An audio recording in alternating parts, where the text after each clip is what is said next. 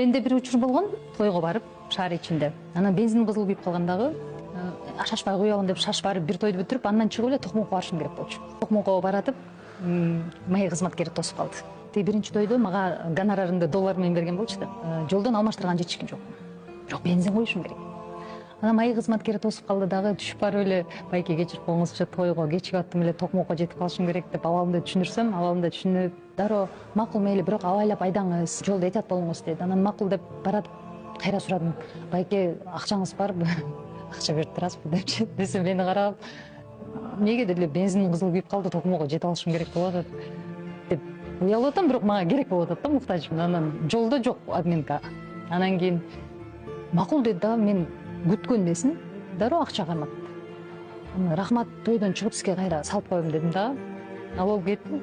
Баратып жолдо күлөм, бир чети ыраазы болом да, өзү жол эрежесин бузуп токтоп турушту.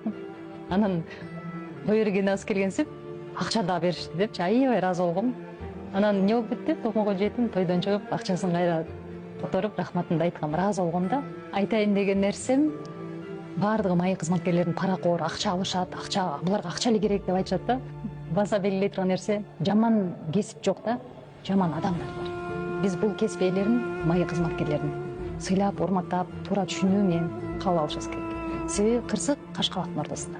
Балким маек кызматкери токтоп болгондо биз шашып баратып, кайбир кырсыкка учурап калышыбыз толук ыктымал болчу да. Булар кыйындыгынан, бизге кыйын болгонунан акыл үйрөтпейт. Булар болгону өз жумушун аткарып атышат. Биздин коопсуздугубузга кам көрүп атышат. Ошондуктан сиз менен болуп жаткан ар бир нерсени тагдыр деп кабыл алышыбыз керек. Сиздерде да маек кызматкери менен ушундай абал болгонбу?